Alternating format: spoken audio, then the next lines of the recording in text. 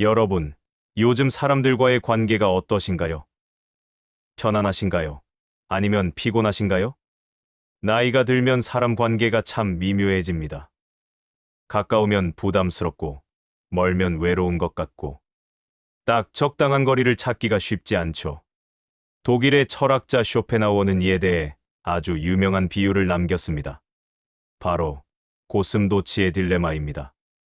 오늘은 이 이야기를 통해 인간관계의 적절한 거리에 대해 함께 생각해 보겠습니다. 쇼펜하우어는 이렇게 이야기합니다. 추운 겨울날, 고슴도치 무리가 서로 체온을 나누기 위해 가까이 모였다. 그러나 곧 서로의 가시에 찔려 고통을 느꼈고 다시 떨어졌다.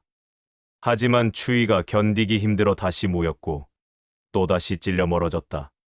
그렇게 모였다 흩어지기를 반복하다가 마침내 서로의 가시에 다치지 않으면서도 따뜻함을 나눌 수 있는 적당한 거리를 발견했다. 쇼펜하우어는 계속해서 말합니다.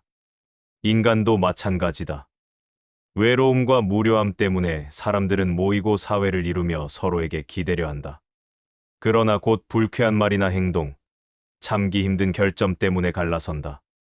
그렇게 반복하다가 결국 서로를 존중하고 예의를 지키는 선에서 견딜 수 있는 거리를 찾는다. 쇼펜하우어 자신도 이 원리를 철저히 지키며 살았습니다. 그는 깊은 친밀함을 추구하지 않았고 대신 적당한 거리를 유지하며 사람들과 관계를 맺었습니다. 이웃과는 인사를 나누되 집에 초대하지 않았고 지인들과는 가끔 만나되 자주 만나지 않았습니다. 사람들은 그를 냉정하다고 생각했지만 쇼펜하우어는 이것이 서로를 위한 지혜라고 믿었습니다. 너무 가까워지면 반드시 갈등이 생기고 그 갈등은 관계를 망친다는 것을 알았기 때문입니다. 부산 연제구에 사시는 70세 김연숙 씨의 이야기입니다. 김 씨는 10년 전 아파트로 이사 왔을 때 같은 층에 사는 이웃과 아주 친하게 지냈습니다. 거의 매일 만나서 커피를 마시고 함께 장을 보러 가고 서로 집을 오가며 음식도 나눠 먹었죠. 처음 일에 인연은 좋았습니다. 외롭지 않았고 서로 의지가 되었습니다. 하지만 시간이 지나면서 문제가 생기기 시작했습니다. 너무 자주 만나다 보니 서로의 생활 방식이 눈에 들어왔고 작은 습관들이 거슬리기 시작했습니다.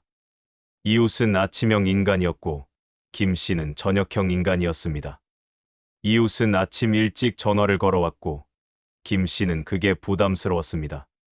김 씨가 조금 거리를 두려고 하면 이웃은 왜 요즘 나를 피하느냐고 섭섭해했습니다. 결국 둘은 크게 다투고 말았습니다. 지금은 엘리베이터에서 마주쳐도 인사도 하지 않습니다. 김 씨는 후회합니다. 처음부터 적당한 거리를 유지했더라면 좋았을 텐데. 대구 수성구에 사시는 68세 이경호 씨는 다른 선택을 했습니다. 이 씨도 10년 전 아파트로 이사 왔고 이웃들과 친하게 지내게 되었습니다. 하지만 이 씨는 의도적으로 적당한 거리를 유지했습니다. 일주일에 한두 번 정도만 만나고 너무 사적인 이야기는 하지 않았습니다. 도움을 청할 때도 있지만 너무 자주 부탁하지 않았습니다. 이웃의 집 열쇠를 맡지도 자신의 집 열쇠를 맡기지도 않았습니다. 처음에 이웃들은 이 씨가 좀 차갑다고 생각했습니다. 하지만 시간이 지나면서 사람들은 이 씨의 방식을 이해하게 되었습니다. 적당한 거리를 유지하니까 서로 부담도 없고 갈등도 없었습니다. 그리고 10년이 지난 지금까지도 좋은 관계를 유지하고 있습니다. 이 씨는 말합니다. 사람 관계는 고슴도치처럼 적당한 거리가 필요해요. 너무 가까우면 서로 상처를 주고 너무 멀면 외로워요. 딱 적당한 거리, 그게 가장 편하고 오래가는 관계예요. 쇼펜하우어는 이렇게 말합니다. 그 거리를 지킬 때만이 서로의 따뜻함을 나누면서도 상처받지 않을 수 있다. 그래서 상대에게 무례하게 구는 사람에게 흔히 거리를 지켜라라고 말하는 것이다. 그렇다면 적절한 거리는 어떻게 찾을 수 있을까요? 첫째, 경계선을 분명히 하세요. 내가 불편한 것, 하기 싫은 것, 침범받기 싫은 것을 분명히 표현하세요. 착한 사람이 되려고 무리하다가는 나중에 폭발하게 됩니다. 둘째, 만나는 빈도를 조절하세요. 매일 만날 필요는 없습니다. 일주일에 한두 번, 한 달에 몇 번. 서로에게 편한 빈도를 찾으세요. 셋째, 사적인 영역을 지키세요. 모든 것을 나눌 필요는 없습니다. 가족 이야기, 돈 이야기, 건강 이야기. 너무 깊이 들어가면 나중에 부담이 됩니다. 넷째, 도움을 주고받되 과하지 않게 하세요.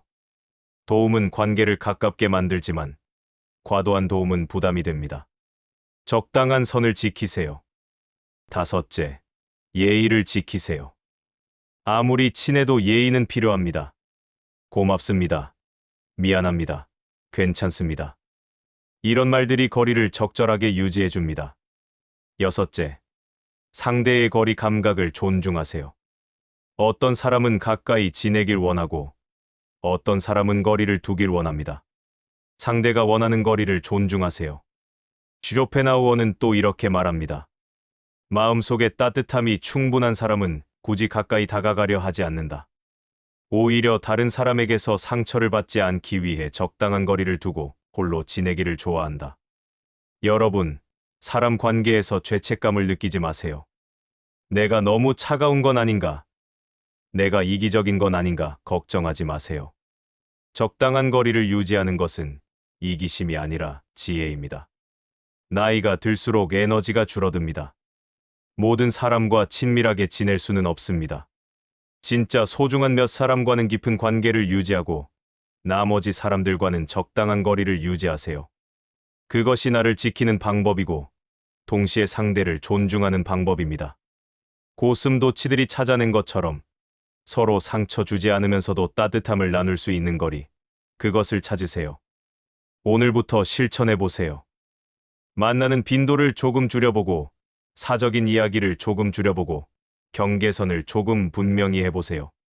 처음에는 어색할 수 있지만 시간이 지나면 이것이 얼마나 편한지 알게 될 것입니다. 슈로펜하우어가 말한 것처럼 관계는 적당한 간격을 찾아가는 과정입니다. 그 거리를 잘 지킬 때에만 오래도록 편안한 관계가 유지됩니다. 적절한 거리로 편안한 관계를 만드시는 여러분 모두를 응원합니다. 감사합니다.